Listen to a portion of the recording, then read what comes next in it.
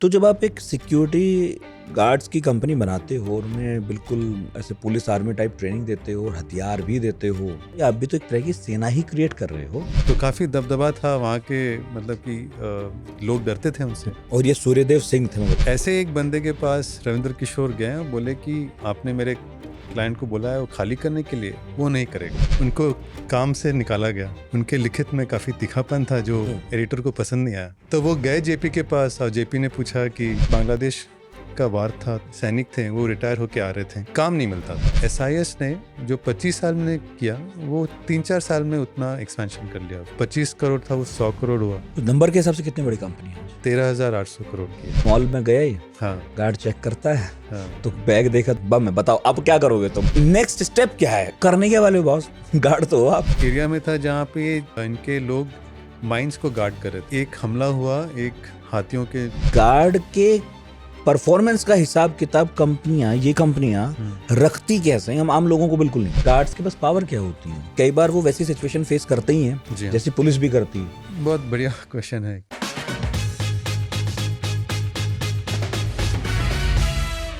एक पत्रकार इमरजेंसी के दौर में लिखता है और आग लगाने वाले लेख लिखता है।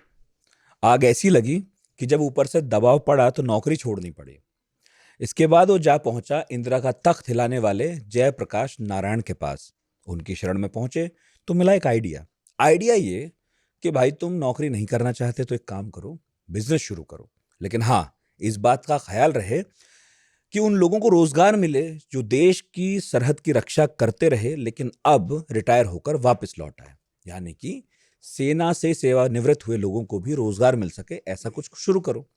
शुरू हुआ SIS का सफर, एक सिक्योरिटी गार्ड प्रोवाइडर कंपनी, जिसके सिक्योरिटी गार्ड्स को आपने कभी ना कभी कहीं ना कहीं देखा होगा SIS का बिल्ला लगाए हुए।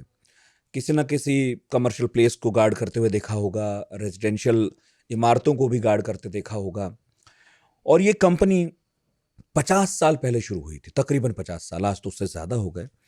पर आज भारत में तो नंबर 1 है, ऑस्ट्रेलिया की भी नंबर 1 कंपनी है, सबसे बड़ी सिक्योरिटी प्रोवाइडर कंपनी है, न्यूजीलैंड में तीसरे नंबर पर है, सिंगापुर में 5वें पर, NSE में लिस्टेड है और 3 लाख कर्मचारी हैं इसके पास आज, जो TCS, इन्फोसिस, रिलायंस के बाद चौथे नंबर पर आती है।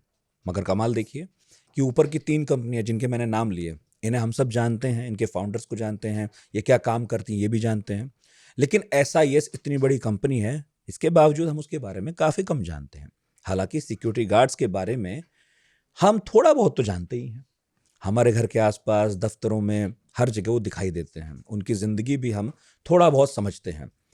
पर उनकी जिंदगी और इस कंपनी दोनों के बारे में आज बात करेंगे। बहुत इंटरेस्टिंग है उनकी कहानी, और ये कहानी मैंने पढ़ी एक किताब में, the SIS story. Prince Mathews Thomas ने लिखा है। आप बिजनेस जर्नलिस्ट हैं, बहुत लंबे वक्त तक आपने नौकरियां की हैं, लेकिन अभी एक वेबसाइट चलाते हैं और इस किताब के ऑथर भी हैं। आपका बहुत बहुत स्वागत है सर। धन्यवाद। और आप कह रहे थे आपकी हिंदी थोड़ी सी कमज़ोर है, लेकिन अभी कैमरे के ऑन होने से पहले हमने बात की, आपकी हिंदी बहुत बढ़िया है। और देखिए, मैं नहीं कहूँगा, अभी लोग भी कहेंगे जब आपको सुनेंगे। मैं कमेंट ज़रूर देखूंगा क्या बोल रहे हैं। तो ये बताइए, इस किताब को पढ़कर एक तो मैंने, मतलब मुझे थोड़ा अजीब इस मामले में लगा कि हमारे बहुत पत्रकार दोस्त हैं जो बहुत वक्त से कोशिश करते रहे हैं कि बिजनेसमैन बन जाएं, बहुत हो गई नौकरी, अब अपना कुछ शुरू करना है, जी।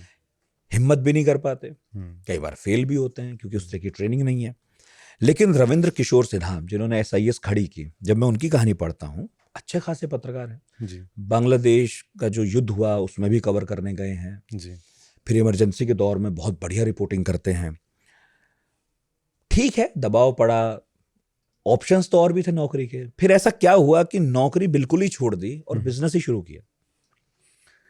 तो उनका जो मुलाकात था जयप्रकाश नारायण जी के साथ, तो उनका ये जो रिश्ता था जेपी के साथ काफ़ी सालों पहले का था। अच्छा। वो जब पत्रकारी करते थे तो, और वो पॉलिटिकल राइटर थे रविंद्र किशोर सिन्हा, तो उस समय से उनका ये जो एक मेंटोर और एक टीचर और स्टूडेंट का एक रिश्ता था उनके साथ।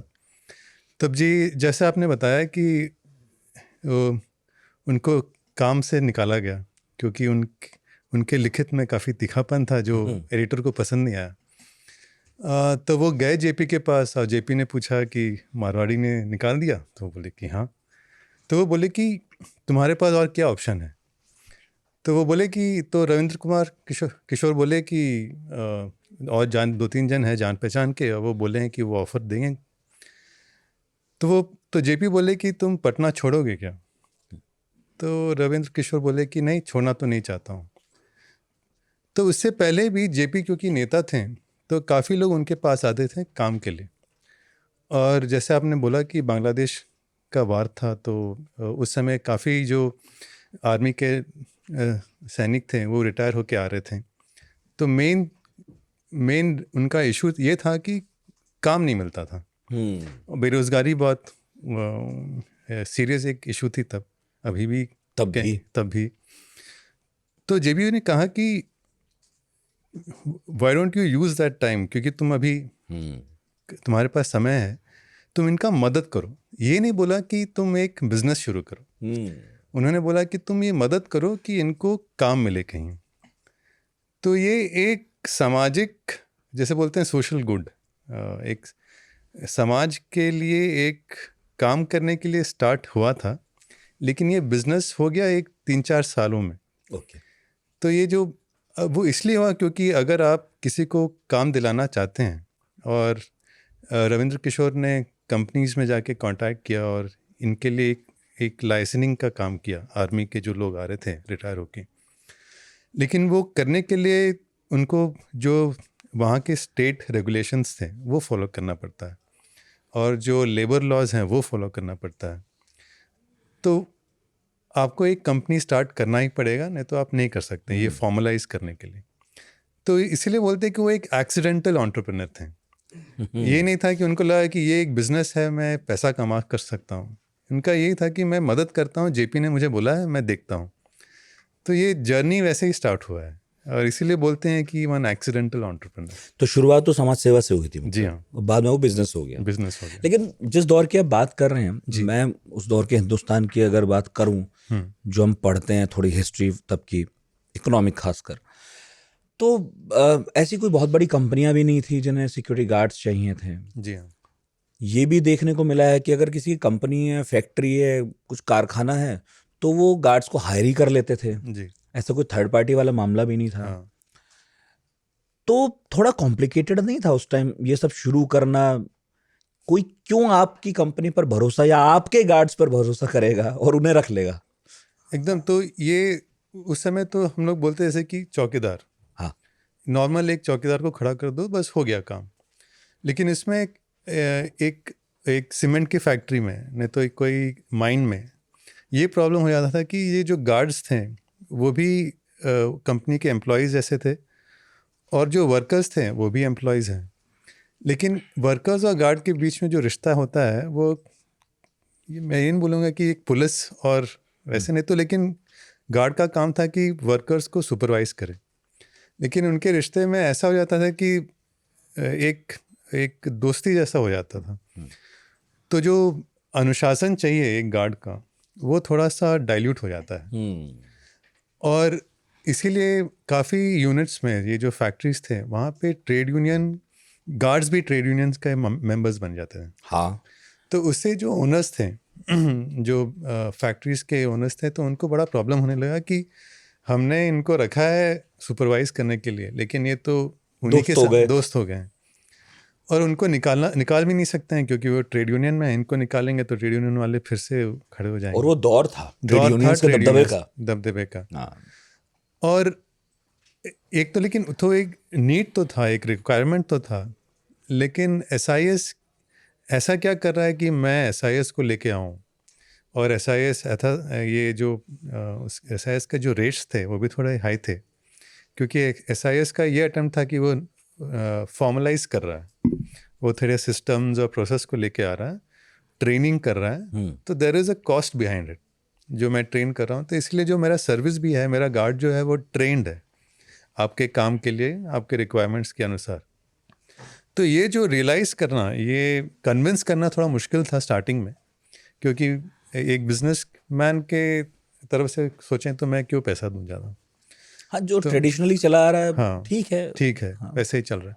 तो इसमें स्टार्टिंग में काफ़ी कठिनाइयाँ थी रविंद्र किशोर के लिए और उनके टीम के लिए, लेकिन उनके टीम के काम को देख के काफ़ी कुछ बदलाव हुआ, लेकिन धीरे धीरे बदलाव हुआ। पर काम दिखाने का मौका कहाँ मिला पहले? मौका मिला क्योंकि छोटे छोटे जगह से, जैसे कि जो पहले जो थे वो एक बुधिया करके थे, उन जो जिनका वहाँ पे सीमेंट का फैक्ट्री था, काफ़ी कुछ था। तो जब जेपी के कहने के बाद जब उन्होंने स्टार्टिंग किया तो काफ़ी कुछ जो आर्मी के रिटायर्ड लोगों को उन्होंने ये बुधिया के फैक्ट्री में काम दिलाया। अच्छा। तो उन्हीं के थ्रू उनको पहला अपना क्लाइंट मिला, सीमेंट फैक्ट्री में अपने लोगों को डिप्लॉय किया उन्होंने। तो पहला काम कॉन्ट्रैक्ट, पटना के बाहर जाना, माइंस में जाना, काफ़ी कुछ इस एंटरप्रेन्योर की वजह से इनको अपॉर्चुनिटी मिला। पर उनका अपना कोई एक्सपीरियंस तो था नहीं इस फील्ड नहीं में था ना। वो तो जर्नलिस्ट थे। जी। फिर उन्हें कैसे समझ में आया कि भाई क्या चाहिए इधर से भी और उधर से भी, दोनों पार्टियों को? हाँ, सही बात है। तो एक खासियत थी रविंद्र जी के उसमें कि वो सुनते बहुत थे। अगर कोई कुछ बोल रहा है तो वो सुनते थे, समझने का कोशिश करते थे और उसको इम्प्लीमेंट करते थे। जैसे कि बुधिया के थ्रू उनको मालूम चला कि रिक्वायरमेंट क्या है, हाँ। जो अभी के सिक्योरिटी वाले हैं वो क्यों नहीं कर पा रहे हैं, और क्या इम्प्रूवमेंट होना चाहिए मेरे लोगों में ताकि वो रिक्वायरमेंट पूरा कर सकें। तो ये जो क्वालिटी थी रविंद्र किशोर में कि वो सुने और उस पर रिएक्ट, उस पर रिस्पॉन्ड करें, वो एक एंटरप्रेन्योर की खासियत है, क्योंकि वो समझता है कि वहाँ पर एक अपॉर्चुनिटी है मेरे लिए, क्योंकि बाकी लोग वो नहीं दिख पाए हैं, और मैं अगर ये करके दूं तो वो मेरे लिए अच्छा है, मेरे बिजनेस के लिए अच्छा है। वर्ड ऑफ माउथ रहेगा कि SIS और रविंद्र किशोर के लोग काम अच्छा करते हैं, तो वो वर्ड ऑफ माउथ से काफ़ी कुछ उनका बिजनेस बढ़ा। और शुरू में बढ़ा शुरू में बढ़ा बिहार में? बिहार में बढ़ा, तो पटना में बढ़ा, फिर पटने के बाहर जो इंडस्ट्रियल एरिया था, माइंस थे, जो झरिया माइंस थे, इंडस्ट्रियल एरियाज थे, पटना से 100, 150, 200 किलोमीटर दूर, वहाँ पे सब तो स्प्रेड शुरुआत में तो कारखाने, फैक्ट्री, बस वही थे, यही एम किए होंगे। यही एम था। क्योंकि एक फ़ायदा है कि एक कारखाने में 5 नहीं, 10 नहीं, 100 लोग जा सकते हैं, 150 लोग जा सकते हैं। तो कॉन्ट्रैक्ट, बड़ा बड़ा कॉन्ट्रैक्ट मिलता है, तो बिजनेस भी उतना जल्दी एक्सपैंड होगा। तो इसके लिए उस समय तो वैसे भी कॉन्सेप्ट नहीं था, ना मॉल्स थे, ना रेजिडेंशियल सोसाइटीज़ थी। खाली जो बड़े बड़े कोठियों में रहते थे उनको शायद एक चौकीदार चाहिए होता होगा। तो उस समय तो स्कोप भी वही था कि कारखानों में, माइंस में, वहीं पे सब डिप्लॉय होते थे लोग। और कोई कॉम्पिटिटर नहीं था क्या? SIS बनी लेकिन उस टाइम बहुत लोगों को विचार तो आया होगा। कॉम्पिटिटर्स तो बहुत हैं, क्योंकि नहीं, उसी टाइम थे या पहले से कुछ था? पहले से ही थे। पहले से पहले से थे। अच्छा, तो मतलब ऐसे सिक्योरिटी गार्ड्स प्रोवाइड कराने वाली कंपनी पहले से थी? SIS वाली जैसे नहीं थे, ओके। लेकिन जैसे हम लोग बोलते हैं कि नेबरहुड शॉप्स, हाँ। मतलब कि वैसे जो हमारे नेबरहुड में जो दिखते हैं चौकीदार जो सप्लाई करते हैं, ठेकेदार जो होते हैं, हाँ। वो काफ़ी लोग थे। लेकिन SIS जो करना चाहती थी, जो फॉर्मलाइज करना चाहती थी कि अपने लोगों को ट्रेन करने के बाद उनको क्लाइंट के साइट में भेजे, वैसा किसी ने नहीं सोचा। पर अभी जब मैं आपकी बात सुन रहा हूँ और किताब भी पढ़ रहा था, मैंने पाया कि जो जेपी ने कहा कि भाई बहुत सारे लोग मोर्चे से वापस लौट रहे हैं, हाँ। इनके लिए रोजगार का कुछ करो, तो आप उन्हें गार्ड बना रहे हो, ठीक है, वो सीमाएं गार्ड करते थे, वो भी ठीक है, हाँ। लेकिन वो स्किल थोड़ा अलग है। जी हाँ। वहां पर मतलब आपको लड़ना है, दुश्मनों से गोली चलानी है, ये सब है। यहाँ जो अंदर हैं गार्ड्स, उनको कितनी भी विपरीत परिस्थितियां हैं, जी हाँ। लेकिन वो गोली नहीं चला सकते, उससे लड़ भी नहीं सकते, उन्हें तो कॉन्फ्लिक्ट रिजॉल्व करना है। जी हाँ। तो स्किल सेट एकदम अलग नहीं था उन लोगों का जो सरहदों से लौट रहे थे? एक फ़ायदा ये था कि डिसिप्लिन था, ये था। हाँ, और अगर आपको कोई इंस्ट्रक्शन मिलता है तो वो फॉलो करते थे। तो ये एक बहुत ही बड़ी क्वालिटी थी जो गार्ड्स में भी चाहिए होते हैं, क्योंकि उनको इंस्ट्रक्शन मिलता है, फॉलो करना पड़ता है, एक रूटीन होता है, 12 घंटे का काम रहता है, और फिज़िकली भी टफ रहता है। और क्योंकि आर्मी लोग का ट्रेनिंग उनका इतना सख्त रहता है कि they are used to being rough and tough on the ground. From that point of view guards जो आर्मी से थे, they were suitable for the job. लेकिन दे रिएक्ट करते हैं। जैसे कि आर्मी में अगर कुछ डेवलपमेंट होता है तब रिएक्ट करते हैं, तो they are reactive forces. Proactively क्या हो सकता है, क्या नहीं हो सकता है, नहीं तो बिजनेस कैसे चले और क्लाइंट को सर्विसिंग कैसे करे, वो सब एक बिजनेस कॉन्सेप्ट है, वो आर्मी में नहीं सिखाते हैं। तो ये एक कमी थी, और इसी कमी को देखते हुए रविंद्र किशोर ने ट्रेनिंग एकेडमी स्टार्ट किया, जो 1984 में शुरू किया था गढ़वा में, बिहार में।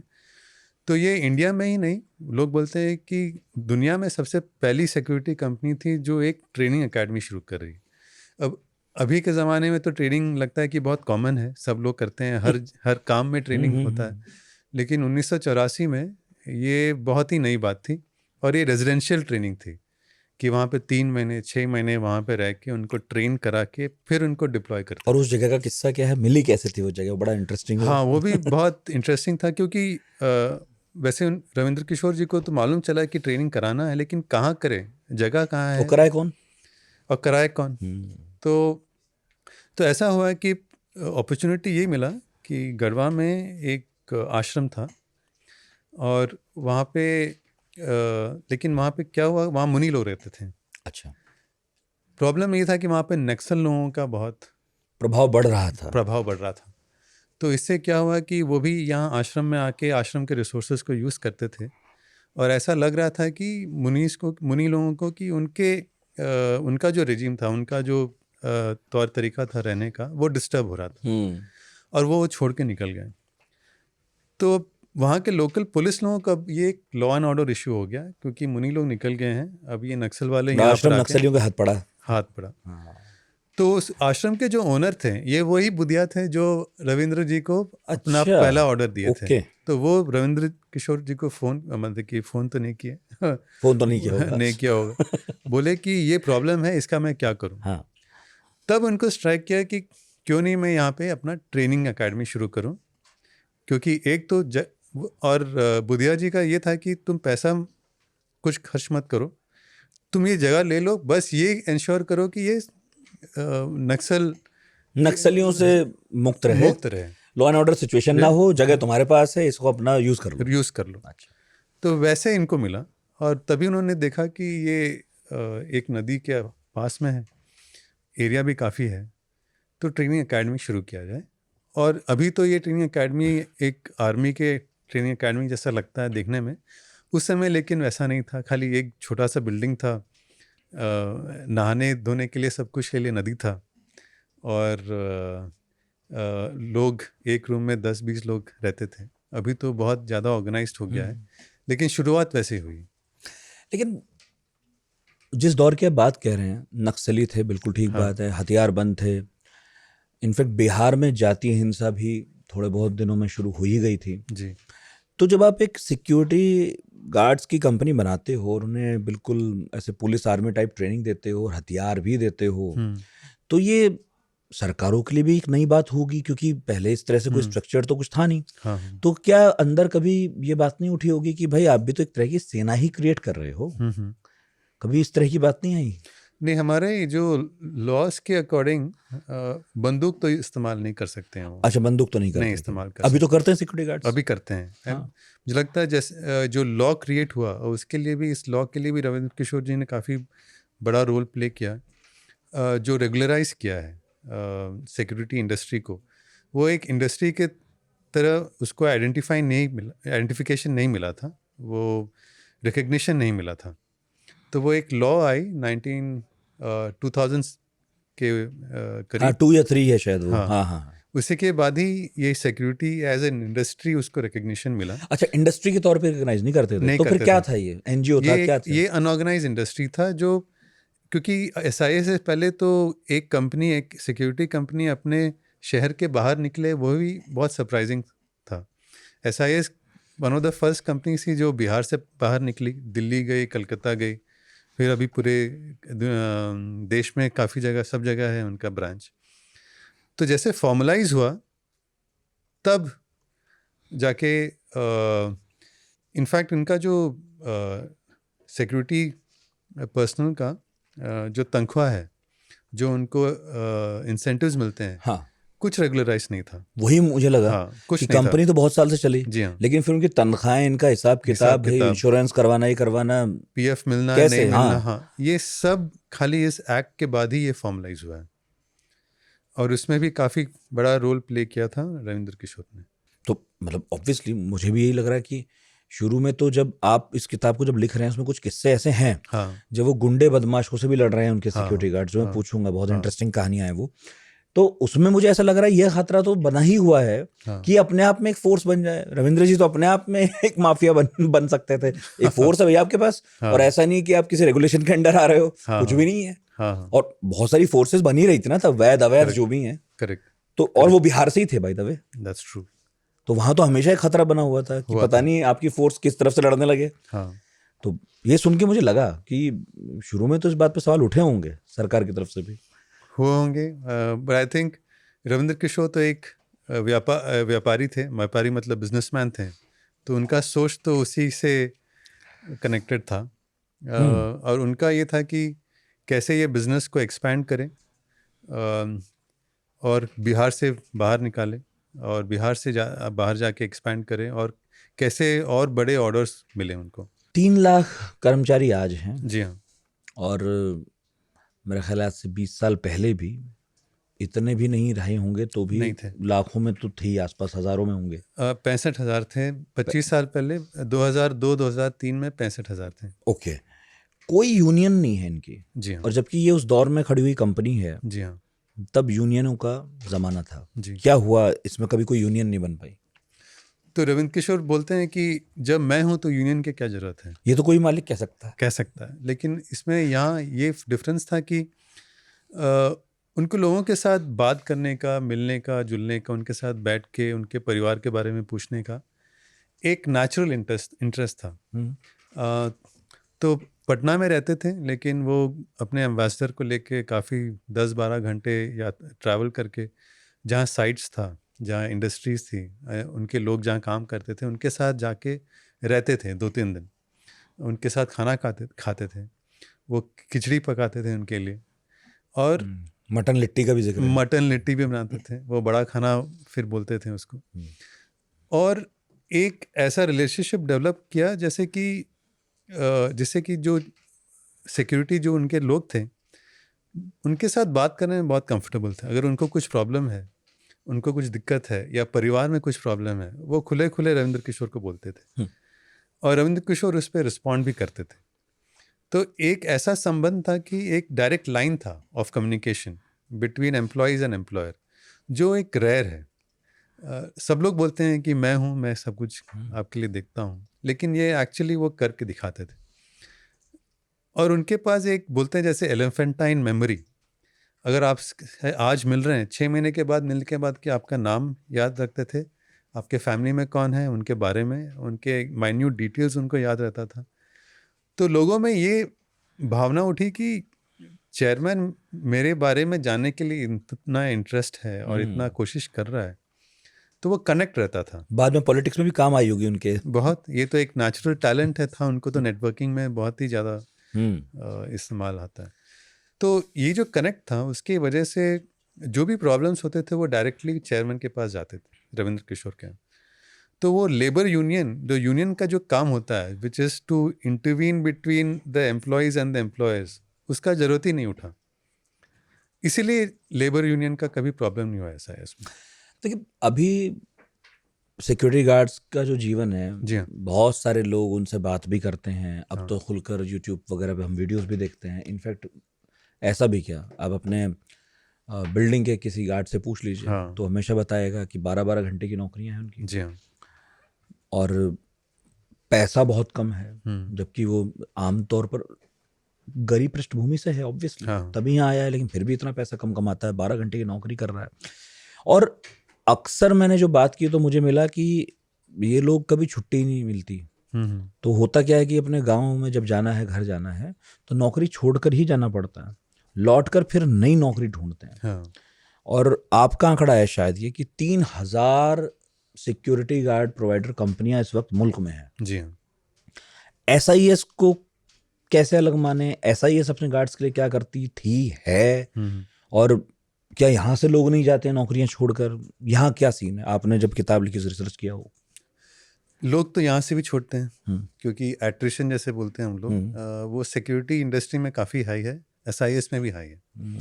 तो उसमें तो कोई फ़र्क नहीं है, लेकिन फ़र्क इसमें है कि जैसे कि मैं जो कोविड का प्रॉब्लम हुआ हमारे में, कोविड के टाइम में काफ़ी लोगों ने अपना जॉब लूज़ किया, जॉब नहीं तो अपना उनका सैलरी कम हुआ, नहीं तो उनको बोला कि घर में जाके बैठो, हम लोग तनख्वाह नहीं दे सकते। एसआईएस में ऑपोजिट हुआ। एसआईएस में जब कोविड हुआ तो सबको 2000 कि 3000 रुपया एडवांस मिला पैसा, ताकि वो घर में राशन खरीद सके, क्योंकि सब लोग राशन खरीद के रख रहे थे घर पे। तो 2000-3000 रुपया एक्स्ट्रा मिला एडवांस में। किसी का भी काम नहीं गया। अच्छा, हाँ, किसी का भी काम नहीं गया, किसी का भी तनख्वाह कम नहीं किया। कम नहीं किया। इनफैक्ट जो वैक्सीन थी, 5 लाख वैक्सीन के करीब एसआईएस में दिया गया फ्री ऑफ कॉस्ट। और एक कंपनी के लिए this was one of the biggest drive for any company in the country. जिनको कोविड इन्फेक्शन होता था उनको 10,000 रुपया दिया जाता था, क्योंकि कंपनी बोलती थी कि आपको कम से कम 10 दिन का आपका काम जाएगा, 10,000 रुपया आपके अकाउंट में जाता था। तो ये कुछ, और ये रविंद्र किशोर ने एक फ़ंड स्टार्ट किया जो एम्प्लॉयज़ वेलफेयर फंड जैसा था। तो जो इन्फेक्शन जिनको हुआ, नहीं तो कोई किनकी तो जान भी गई, उनके फैमिलीज़ के हेल्प के लिए। तो ऐसे काफ़ी स्टेप्स उन्होंने लिए जो सिक्योरिटी कंपनी से छोड़ी काफ़ी दूसरे सेक्टर की कंपनीज भी नहीं करती। तो ये मैं एग्जांपल ये दे रहा हूँ कि उनका जो फैमिली कल्चर था और सर्विंग द एम्प्लॉयज़ फर्स्ट, वो खाली एक पर्चे पे लिखने के लिए नहीं था, वो एक्चुअली वो लोग इम्प्लीमेंट करते थे। इसके वजह से ये जो कनेक्शन था लोगों का एसआईएस में काफ़ी था। और आज जो एसआईएस में वीपी हैं, वाइस प्रेसिडेंट है, प्रेसिडेंट हैं, काफ़ी लोगों ने ये अपना जर्नी 30-40 साल पहले स्टार्ट किया कि some of them were security guards. अच्छा, हाँ, तो वैसे काफ़ी स्टोरीज हैं।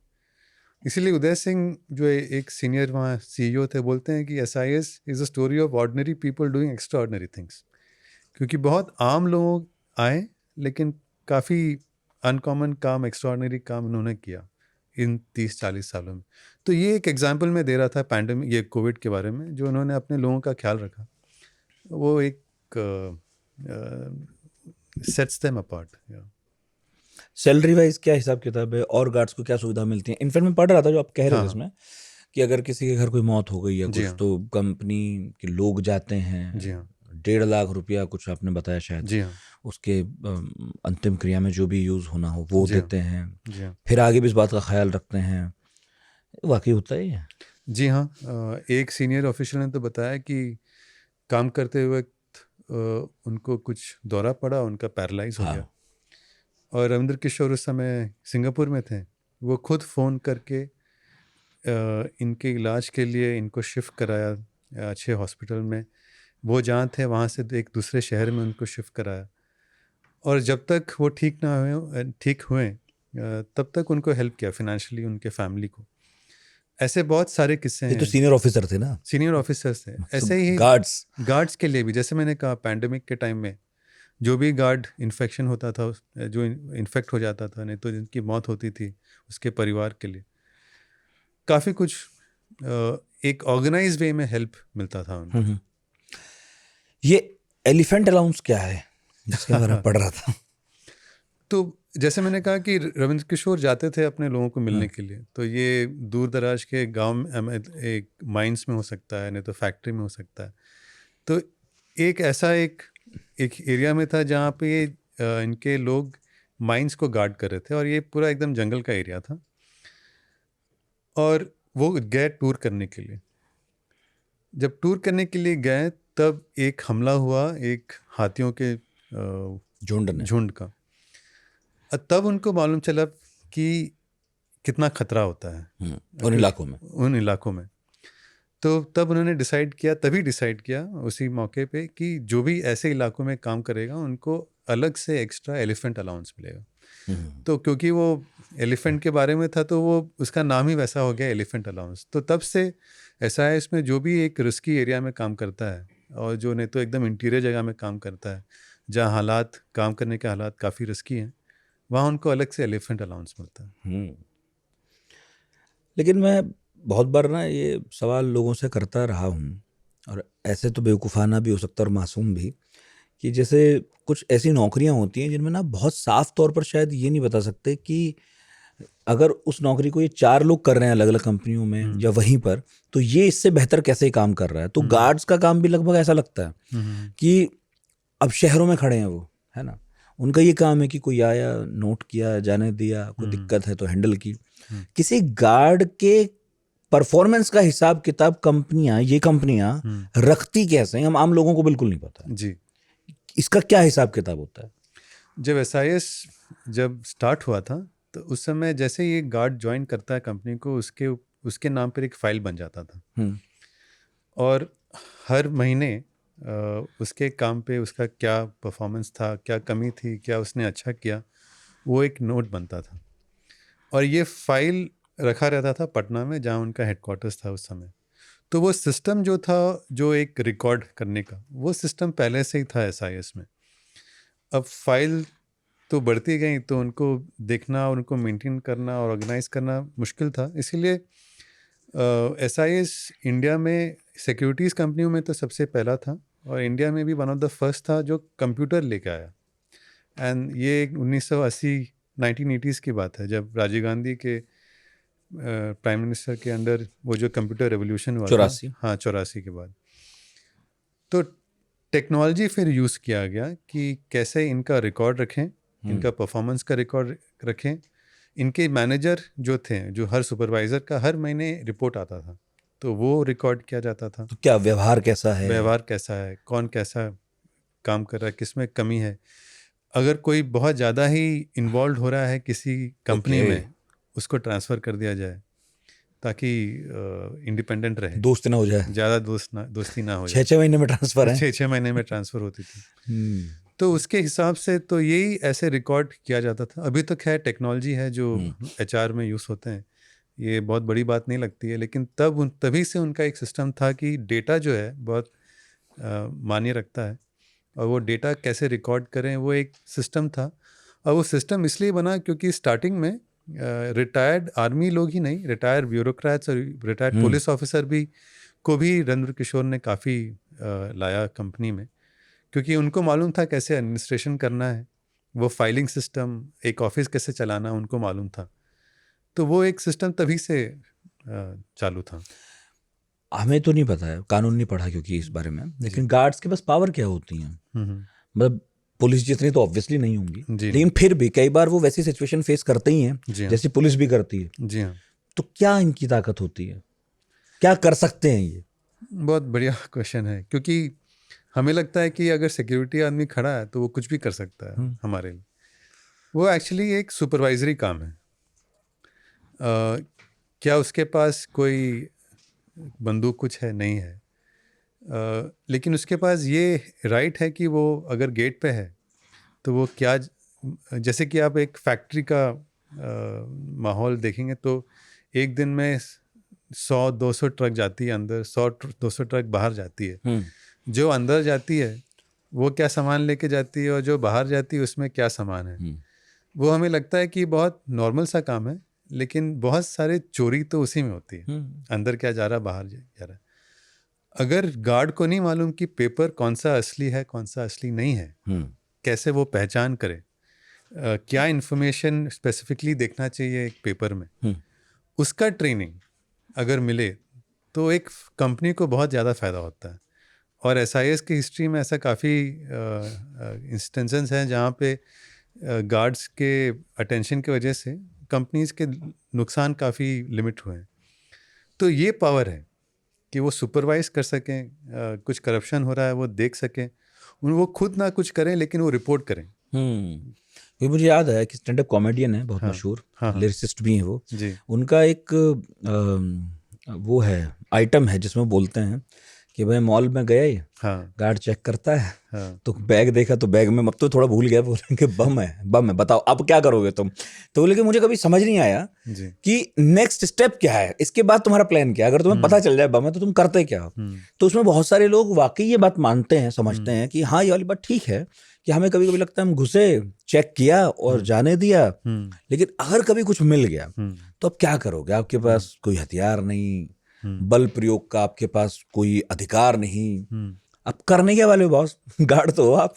तो इस समय वो जो ट्रेनिंग जो मिलता है, जो अभी 3 महीने का ट्रेनिंग, 1 महीने का ट्रेनिंग, और अभी टेक्नोलॉजी भी ऐसी है कि अगर कुछ भी अलार्म होता है वैसा, एक कंट्रोल यूनिट है SIS में जहाँ पे ये मैसेज जाता है, और ये कंट्रोल यूनिट जो लोकल पुलिस थाना है उनसे कनेक्टेड है। तो ये गार्ड खुद ना कुछ कर सके, लेकिन वो अलार्म जरूर रेस करते हैं ओके, लोकल पुलिस में, अपने कंट्रोल सेंटर में जो उनके और लोग हैं। This is the way they control it. ऐसा है जो वो कंट्रोल कर सकते हैं। मतलब आप सूचना बहुत तेजी से पहुंचाते हो सूचना बहुत तेजी से कि पहुंचा। जो एक्शन ले सकते हैं वो मौके जी पर हाँ, पहुंचे, जी हाँ, और तब तक थोड़ा बहुत कंट्रोल करने का कंट्रोल जो करें। होता होगा वो पावर होती ही जी होगी, हाँ, उतना पुलिस छूट देती ही होगी। जी हाँ, लेकिन बहुत अलग तरह का काम है, क्योंकि जो किताब में पढ़ा मैंने, शुरू में फैक्ट्रियां गार्ड की, माइंस गार्ड की, जी हाँ, ये सब किया, हाँ, और फिर 1989 में इसी कंपनी को दिल्ली में काम मिलता है, जी, होटल्स में गार्ड सप्लाई करते हैं वो। अब मैं देख रहा हूँ दोनों ग्राहक एकदम अलग हैं। जी हाँ, बिहार के कुछ किस्से हैं जो आप सुनाएंगे तो अच्छा लगेगा, बताइएगा, जिसमें वो गुंडों से लड़ रहे हैं। जी हाँ, DLF वाला मामला भी मैंने देखा, गुड़गांव जी में उनकी भिड़ंत गांव वालों से हो गई, जी हाँ, तो उसमें तो पत्थर चल रहे हैं सब। जी हाँ, लेकिन होटल्स में आप जिस तरह के लोगों को डील करते हैं, वो थोड़ा जी पढ़े लिखे लोग तो हैं, जी लेकिन कई बार आउट ऑफ लिमिट हो जाते हैं, पर आप उनसे कोई लड़ भी नहीं सकते हो। तो ये गार्ड्स को किस तरह की ट्रेनिंग दी जाती होगी, कैसे माइंडसेट बदला होगा, वो भी 89 में, जी हाँ। इसकी क्या कहानी? और उस समय तो रविंद्र किशोर को भी एक्सपीरियंस नहीं था कि होटल में कैसा गार्ड देना चाहिए, हाँ, लेकिन उनको कॉन्ट्रैक्ट मिला। और उस समय जैसे आप बोल रहे थे कि बिहार में काफ़ी कुछ इंसिडेंट हुए हैं, रविंद्र किशोर जी के साथ भी ऐसा इंसिडेंट हुआ है जैसे कि मैंने बताया। और फिर उनके लोगों के साथ झरिया वाला, झरिया हाँ वाला बता ही भी। दीजिए। एक अनयूजुअल सा रिक्वेस्ट आया रविंद्र किशोर के पास कि उनके क्लाइंट ने फ़ोन किया, बोले कि एक माफिया डॉन है जो बोल रहा है कि मैं अपना जो फैक्ट्री है वो खाली कर दूं, ना करूं तो परेशानी हो जाएगी। और लेकिन ये काम था नहीं रविंद्र किशोर का, उनका काम तो था खाली कि फैक्ट्री में गार्ड दें। तो अब गुंडे को कैसे संभालेंगे। तो ये, लेकिन उन्होंने ये ये काम अपने पे ले लिया, और ये जो माफिया थे उनके पास खुद गए, उनके घर में गए। उनके घर में भी वैसा ही माहौल था कि 4-5 लोग बंदूक लेके खड़े हैं। और ये सूर्यदेव सिंह थे, मैं बता और ये दूं। सूर्यदेव और सिंह ये तब थे। विधायक हो चुके हैं निर्दलीय, जी हाँ, 77 से 91 के बीच में जी ये हाँ, विधायक रहे हैं झरिया में। विधायक रहे हैं। तो काफ़ी दबदबा था वहाँ के, मतलब कि लोग डरते थे उनसे, वो जो बोलते थे लोग मानते थे। तो ऐसे एक बंदे के पास रविंद्र किशोर गए, बोले कि आपने मेरे क्लाइंट को बोला है वो खाली करने के लिए, वो नहीं करेगा। तो ये सुन के बहुत आश्चर्यत हो गए कि ये बंदा कौन है जो मेरे साथ ऐसे बात कर रहा है। तो बोले कि तुम सिक्योरिटी वाले हो तो मैं तुमको और कॉन्ट्रैक्ट दूंगा, तुम बोलो इनको निकल जाने के लिए, तुमको और कॉन्ट्रैक्ट चाहिए तो मैं तुम्हें ले आऊँगा। तो रविंद्र किशोर बोले कि नहीं, मैं तो नहीं कर सकता हूँ। अगर आपके पास सामने भी 4-5 लोग हैं, आपके लोग हैं जो बंदूक हैं, अगर वो गद्दार निकले तो आपको कैसा लगेगा। तो मैं गद्दारी नहीं करूंगा। तो मैं गद्दारी नहीं करूँगा। तो वो बोले, तो उनको ये पसंद आया, लेकिन वो बोले कि मैं तो कुछ नहीं कर सकता हूँ। तो रविंद्र किशोर बोले कि ठीक है, तो मैं जो जा रहा हूँ, लेकिन आपको भी नुकसान होगा। तो ये सुन के ये बहुत नाराज़ हो गए कि ये कैसे मुझे धमकी दे के जा रहा है। तुम बोला कि तुम कैसे बोल सकते हो ऐसे। तो बोले कि आपके लोग हैं, वो मेरे लोगों को मारने के लिए आएंगे, नुकसान मुझे होगा, मेरे लोगों को भी नुकसान होगा, लेकिन मेरे लोग भी आपके लोगों पर गोली चलाएंगे या कुछ तो रिस्पॉन्ड करेंगे, तो आपको भी प्रॉब्लम होगा, आपका भी डैमेज होगा। अगर होगा तो आपका रेपुटेशन ख़राब हो जाएगा, और अगर आपका रेपुटेशन ख़राब हो जाएगा तो आपका जो दबदबा है वो कम हो जाएगा। तो ये जो लॉजिक है वो इसको समझ में आ गया। तो बोला कि वो बात तो सही है। तो इस तरीके से रविंद्र किशोर ने वो एक जो सिचुएशन जो बहुत ही रिस्की था वो संभाला, और उनका जो सीधा बात करने का जो तरीका था वो इस माफिया डॉन को नहीं, काफ़ी लोगों को पसंद आया। तो ये एक तरीका था। और इस इंसिडेंट के बाद एक्चुअली एसआईएस के सिक्योरिटी गार्ड्स में एक बहुत ही एक जैसे बोलते लहर जैसा फैल गया कि अगर चेयरमैन ऐसे कर सकते हैं तो हमारे में भी एक कॉन्फिडेंस आ जाता है कि हम भी कुछ कर सकते हैं अगर ऐसा कुछ सिचुएशन हो। तो वो एक सिचुएशन है। उसके बाद बहुत क्लाइंट्स मिले उन्हें। बहुत क्लाइंट्स मिले उनके, क्योंकि बिहार में ही नहीं, कर्नाटक के माइंस में भी ऐसे काफ़ी हादसे हुए जहाँ पे ऐसे गुंडों के साथ उनके लोगों के साथ सामना हुआ। एक किस्सा तो आपने और लिखा है जिसमें काम तो मिला था फैक्ट्री को सुरक्षित करने का, जी हाँ, लेकिन उनके घर पे, मालिक के घर पे लोग चढ़ाए थे। जी हाँ। उनमें भी 3 लोग जो चढ़ाए थे उनमें एक आगे चल के विधायक बना। विधायक बना। और मालिक ने फोन किया तो सिक्योरिटी गार्ड फैक्ट्री से गए, जी हाँ, वहां उनको बचाया, मारपीट हो गई, जी हाँ। जब तक पुलिस नहीं आई बचाए रखा। बचाए रखा। और भी लोग आ गए थे जबकि जी हाँ। उन 3 लोगों के पीछे। जी हाँ। तो ये कुछ ऐसी घटनाएं जो आपने किताब में लिखी हैं जो बेसिकली कॉन्ट्रैक्ट में तो नहीं लिखा था। जी हाँ, कॉन्ट्रैक्ट में नहीं लिखा है। तो पंगे लेने का शौक शुरू से था उन्हें कि कॉन्ट्रैक्ट में नहीं है पर तो कर लो यार। उनको मालूम है कि अगर मैं अपने कस्टमर का ये आउट ऑफ द वे जाके, आउट ऑफ द वे जाके इसका रिक्वायरमेंट पूरा करूंगा, हाँ, तो उनका मानना था कि मुझे अब बाकी लोग भी देखेंगे, बाकी लोग भी जानेंगे कि एसआईएस जब रहता है सब काम करता है, तो और भी मुझे ऑर्डर मिलेगा और क्लाइंट आएंगे। और वही हुआ। लेकिन आपने फिर बोला कि वो आईटीडीसी के बारे में, तो एक जगह तो एक डॉन है और माइन वाले हैं, और एक है 5 स्टार होटल। और वहाँ पे कॉन्ट्रैक्ट मिलने के बाद रविंद्र किशोर को मालूम था कि उनके पास वो अंडरस्टैंडिंग तो नहीं है कि कैसे ट्रेनिंग करें, तो आईटीडीसी के ही एक एम्प्लॉय को हायर किया उन्होंने और उन्हीं के थ्रू ट्रेनिंग दिया कि कैसे 5 स्टार में अगर आप हों तो आपका बॉडी लैंग्वेज कैसा होना चाहिए, आप जैसे बात करते हैं कैसे करना चाहिए, अगर कोई गेस्ट है जो जिसने ज़्यादा पी ली होगी तो उसको कैसे हैंडल करना है। ये एक सॉफ्ट स्किल था। और अभी तक तो उन्होंने खाली हार्ड स्किल ही उपयोगित किया था। ये एक सॉफ्ट स्किल का एक कॉन्सेप्ट आ गया था जो फिर काफ़ी और भी होटल्स और मॉल्स और जो खुल रहे थे उस समय 90s के बाद वहाँ इस्तेमाल हुआ। तो ये तो है, गार्ड्स की नौकरी चैलेंजिंग है इस मामले में। जी हाँ। तो कंपनियां भी देखती होंगी कि किस गार्ड की कैसे ट्रेनिंग हुई है, इसको किस इलाके में लगाना है। जी हाँ, है ना। जी हाँ। और फैक्ट्री में ऑपरेशंस एकदम अलग होते होंगे, रेजिडेंट्स के एकदम अलग होते होंगे, ऑफिसेज के एकदम अलग होते होंगे कुछ। तो ये जो ट्रेनिंग एकेडमी है, जब 1 महीने का या 3 महीने का जब कोर्स ख़त्म होता है तब इनको इंटर्नशिप के लिए भेजा जाता है। इंटर्नशिप के रिजल्ट के अनुसार, जैसे कि अगर जो हिंदी अच्छा बोल सके, नहीं तो लगता है कि वो अंग्रेजी भी शायद समझता है और बोल भी सके, तो उसको उस तरीके का काम दिया जाता था कि उसको शायद शहर में भेज दें, ऑफिस वाले काम में भेजें, नहीं तो जैसे कि ये 5 स्टार होटल है वहाँ भेजें। दूसरा कोई जो फिज़िकली बहुत स्ट्रांग हो और जो लीडरशिप क्वालिटी हो उसको शायद और कहीं भेजें। तो वैसे उनका पोस्टिंग होता था। तो ये जो ट्रेनिंग मिलता था उसका एक ये भी था कि किसमें क्या गुण है, क्या लीडरशिप स्किल है कि नहीं है, सॉफ्ट स्किल है नहीं है, ये सब मालूम चल जाता था। उसी के हिसाब से उनका पोस्टिंग होता था। और ये बिहार से दिल्ली का सफर, जी, फिर मैं देख रहा हूँ ऑस्ट्रेलिया, सिंगापुर, न्यूजीलैंड, और कितनी आपने लिखी इसमें 13, 14, 15 पता नहीं कितनी कंपनियां, हाँ, जो उनसे भी बड़े ऑपरेशन चलाती थी उनको टेक ओवर कर लिया उन्होंने। जी हाँ। एक था जो ऑस्ट्रेलिया में, और ये तब की बात है जब ऋतुराज आ गए थे, जो उनके बेटे हैं, उन्होंने बिजनेस ज्वाइन किया। और एक प्रोफेशनल सीईओ भी आ गए, उदय सिंह, जो उनके बचपन के दोस्त थे। हाँ, और उनका खुद का एक बहुत ही बढ़िया कॉर्पोरेट किताब पढ़ी है मैंने आपकी। Thank you so much. एक कॉर्पोरेट करियर उनका अलग से था उदय सिंह का। तब जब रविंद्र किशोर का ये टाइम आया कि मैं अपने सोशल लाइफ और पॉलिटिकल लाइफ में ज़्यादा टाइम देना चाहता हूँ, तो उन्होंने उदय सिंह को लेकर आया और फिर ऋतुराज भी ज्वाइन किए। और उस समय के बाद वाला जो अभी 20-25 साल का जो जर्नी है एसआईएस का, वो पहला 25 साल से बहुत ही डिफरेंट है। पहले 25 साल के SIS के बिना ये 25 साल नहीं हो पाता, लेकिन जो एक्सपेंशन हुआ है उसमें एक बड़ा सा कंट्रीब्यूशन ये जो आपने बताया एक्विजिशन का, ऑस्ट्रेलिया में ऋतुराज, उदय सिंह, उनका एक टीम था और ये 7 गुना बड़ा था SIS से।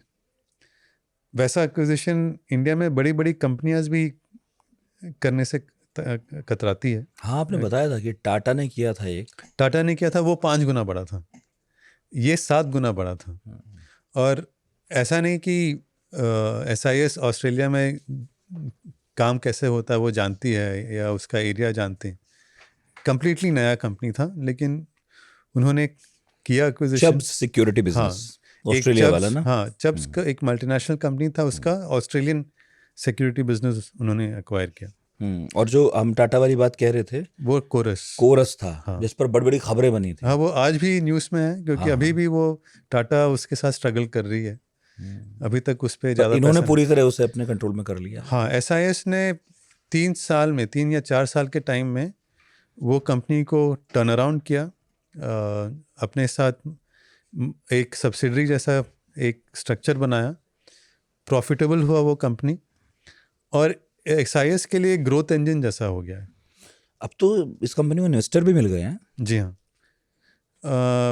इंडिया के सिक्योरिटीज़ कंपनी में रेयर था कि एक प्राइवेट इक्विटी कंपनी आए और पैसा लगाए। हालांकि इसके पहले ऋतुराज ने काफ़ी स्ट्रगल भी किया, वो बैंक्स के पास जाते थे, इन्वेस्टर के पास जाते थे पैसा के लिए, उनको काफ़ी लोग तो अपॉइंटमेंट्स देते नहीं थे, कभी अपॉइंटमेंट मिलता था तो उनके पास जाते थे तो अपॉइंटमेंट कैंसिल। कंपनी का वो प्रोफाइल ऐसा है, काम ऐसा है। हाँ, SIS क्या है, हाँ, अब सिक्योरिटी कंपनी क्या है, क्या खास कर सकती है, वो एक रिकग्निशन नहीं मिला था अभी तक SIS को। लेकिन ये ऑस्ट्रेलियन एक्विजिशन के बाद काफ़ी नाम मशहूर हुआ SIS का, और खाली एक्विजिशन करने के लिए नहीं, उसको सफल भी करने के लिए। तो उसके बाद उनका एक जो परसेप्शन था, जो ब्रांड इक्विटी था, काफ़ी बढ़ गया। हाँ, क्योंकि जब आप किसी और देश में जाते हो तो फिर वहाँ के कानून और वहाँ लोगों के बिहेवियर, जी हाँ, वो सब समझ के और फिर उस हिसाब से काम करना पड़ता है। एक काम उन्होंने ऐसा किया कि जो बड़ी कंपनियां जो गलती करती हैं कि वो अगर बाहर, देश के बाहर, जैसे कि यूरोप में या अमेरिका में जाके एक्वायर करती हैं, वो यहाँ से लोगों को भेजती है वहाँ पे ऑफिसर बनने के लिए। बिल्कुल। SIS ने वो नहीं किया, वहाँ के लोकली लोगों को वहाँ का लीडर बनाया, ताकि उनमें कोई इनसिक्योरिटी ना हो कि ये इंडिया से आए हैं, वो हमारे ऊपर राज करेंगे, शायद हमें ठीक से ट्रीट ना करें। तो ऐसे वाली मुश्किलें और जो क्वेश्चंस थी वो कभी उठी नहीं वहाँ पे। लेकिन एक सवाल बीच में ज़रूर उठा होगा, जो मुझे याद आ रहा है, 2002 के बारे में आपने लिखा कि जब सिन्हा साहब ने सोचा कि अब मैं पॉलिटिकल एम्बिशंस जो अपने हैं उन्हें फॉलो करता हूँ, जी हाँ, और उन्होंने एक ऐसा कदम उठाया कि अपने बचपन के दोस्त को कंपनी दे दी, जी हाँ, और उन्हें ये कह दिया कि जिस दिन तुम आओगे उस दिन मैं चला जाऊंगा, जी हाँ, तो पूरा अपने हिसाब से चला लेना तुम। हाँ, लेकिन फिर उसी साल में अपने बेटे को भी कंपनी में ले जी आए। हाँ, तो जब मैं पढ़ रहा था तो मुझे लग रहा था किसी के ही मन में स्वाभाविक तौर पर, जबकि वो एक सफल रूप से अपना अलग कुछ काम कर रहे थे, जी हाँ, दोस्त उनके उदय सिंह, जब वो आए कंपनी में तो उन्हें लगेगा कि भाई मैं अपने हिसाब से चलाऊंगा, चलो ये बात तो हो गई। पर जब बेटा आ गया हो जी हाँ, मालिक का, हाँ, तब ये बात हमेशा उठेगी कि अब मैं कैसे करूंगा, क्या करूंगा, ये मुझे जवाब देगा कि मैं इसे जवाब दूंगा, या इसके पिता कितना आप दखल रखने वाले हैं। जी हाँ, तो ये एक प्रॉब्लमेटिक सिचुएशन है। इनफैक्ट जी आपने ये बात आंकड़ा भी दिया है जी कि 1/4 कंपनियां, हाँ, ये जो सक्सेशन होता है इसकी वजह से, इस ट्रांजिशन की वजह से खत्म हो जाती हैं। जी हाँ, तो ये अपने आप में एक बहुत बड़ी बात है जी कि हाँ, फाउंडर को तो रेस्पेक्ट करते हैं लोग, हाँ, क्योंकि उसने सक्सेस दिलाई होती है, दुनिया उसे जानती है, जी हाँ, नमस्ते सर की जगह पैर भी छू लेते हैं लोग। जी हाँ, लेकिन जब दोस्त के हाथ कंपनी जाती है, बेटे के हाथ कंपनी जाती है, बात वैसी रहती ही नहीं। जी हाँ, फिर यहाँ क्या हुआ कि उनके जाने के 25 साल बाद भी जी, कंपनी, आप ही बता रहे हैं अभी, जी हाँ, और मैं आंकड़े भी पढ़ रहा था, जी। उसने इतनी तरक्की की। तो रविंद्र किशोर ने 2 चीज़ बहुत जो डिसीजन उन्होंने लिया बहुत ही रेयर था, लेकिन जो बाद में उसका सक्सेस बहुत ही मालूम चला उसके बारे में। एक था कि वो उदय सिंह को लेके आए और उदय सिंह से कहा कि मैं इंटरफेयर नहीं करूँगा, ये बिज़नेस तुम चलाओ, तुम अपना डिसीजन लो, मैं ओनर हूँ लेकिन मैं बोर्ड पे हूँ, मैं ऑपरेशन जो डेली जो ऑपरेशन के ऊपर जो डिसीजंस होते हैं वो मैं नहीं लूँगा, वो तुम लो। उन्होंने ये भी कहा कि मेरा बेटा जो है वो डून स्कूल में पढ़ा है, वो यूके में जाके एमबीए किया है, उसका जनरेशन अलग है, मेरा जनरेशन अलग है। मैं अगर उसके साथ काम करूँगा या वो मेरे साथ काम करे तो उसमें ज़रूर एक फ्रिक्शन हो जाएगा। तो वो उदय सिंह को बोले कि तुम ऋतुराज को मैटर करो, मैं नहीं करूँगा। तो वो तुम्हें रिपोर्ट करेगा वो। तुम्हें रिपोर्ट करेगा। तो ऐसा भी नहीं हुआ कि उदय सिंह सोचे कि मैं उनके बीच में एक हड्डी हो गया हूँ, बाप और बेटे के बीच में। तो ये जो कम्युनिकेशन जो रविंद्र किशोर ने किया, जो एकदम क्लियरली किया, वो एक इंस्ट्रूमेंटल था। जो आप बोल रहे हैं, ये ट्रांजिशन जो होता है फर्स्ट जनरेशन से सेकेंड जनरेशन, इसके वजह से ये काफ़ी सक्सेसफुल हुआ, ये जो क्लियर कम्युनिकेशन जो था इन तीनों के बीच में।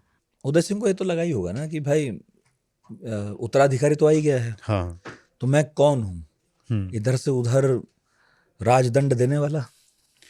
तो इसमें ऋतुराज और उदय सिंह के बीच में जो रैपो था वो बहुत कमाल का था।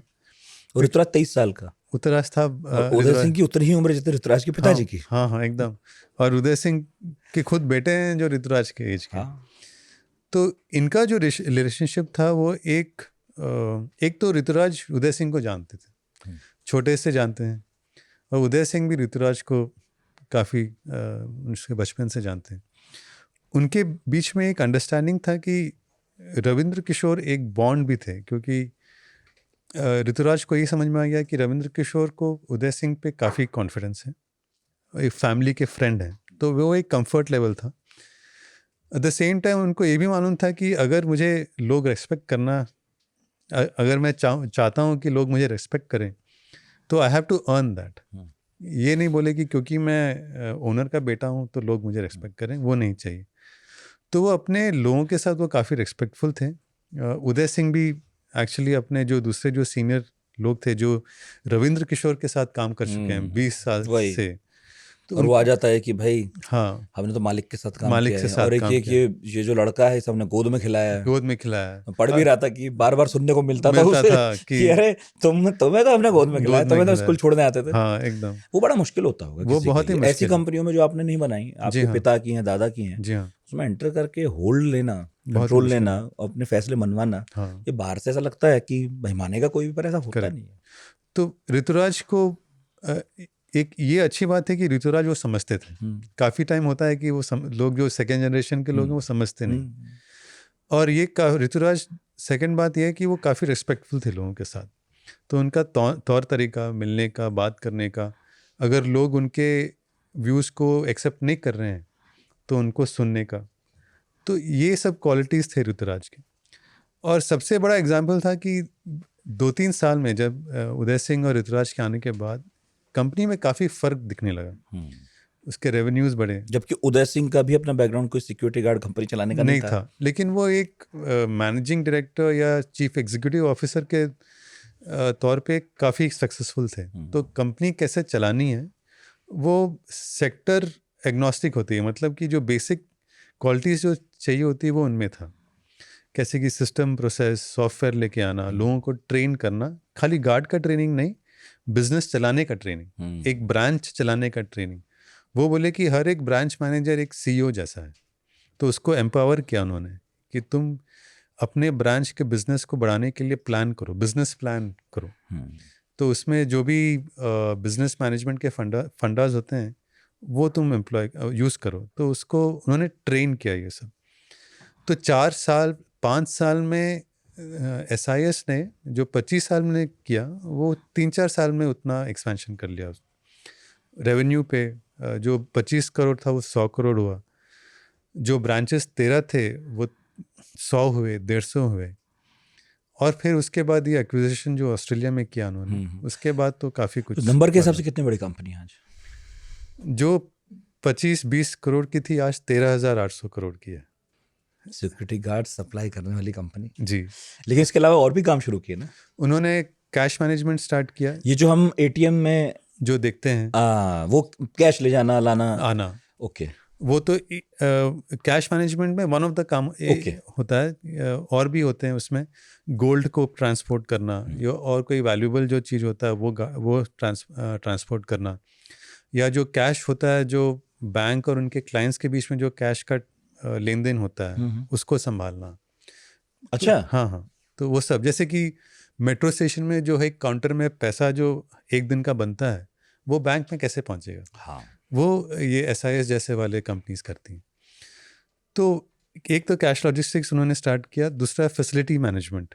फैसिलिटी मैनेजमेंट जैसे कि कोई ऑफिस हुआ या रेलवे स्टेशन हुआ, एयरपोर्ट हुआ, या तो रेजिडेंशियल कॉलोनीज हुई, वहाँ का जो साफ करने वाले, मेंटेनेंस करने, साफ रखने वाले, प्लम्बिंग करने वाले, इलेक्ट्रिशियन वाले, तो ये काम भी अभी SIS करती है। अच्छा, इन सर्विसेज को जोड़ लिया उसने गार्ड्स के अलावा। तो ये दोनों काम करने के लिए उन्होंने विदेश से फॉरेन कंपनीज को जॉइंट वेंचर के तरीके से लेके आया, और ये दोनों कंपनीज जो उनके जॉइंट वेंचर्स थे ये दोनों काम के लिए दुनिया में सबसे बड़े थे। तो वो भी एक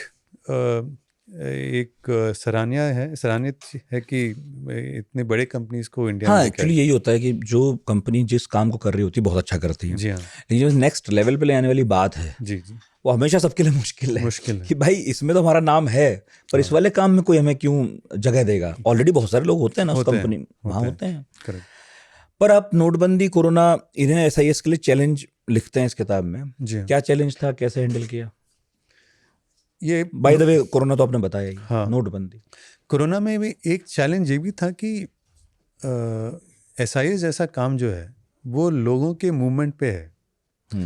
ऑफिस है तो SIS के लिए काम है, अगर ट्रेन चल रही है तो SIS के लिए काम है, अगर ऑफिस बंद हो गई, लोग घर पे बैठे हैं तो SIS के लिए काम नहीं है। तो ऐसे नौबत ऐसे आ गई कि ऋतुराज को लगा कि सडनली जो कैश जनरेशन हो रहा था हर महीने का वो बंद हो गया। तो ऋतुराज को ये डर था कि मेरे पास पैसा कहाँ रहेगा जो मैं सैलरी सबको दूं, तनख्वाह कैसे दूं, और हर 3 महीने में मुझे 200 या 300 करोड़ चाहिए तनख्वाह देने के लिए। तो वो नौबत आ गई थी। तो वो एक काफ़ी ही एक टेस्टिंग पीरियड था SIS के लिए, ऋतुराज के लिए। तो वो एक चैलेंज था।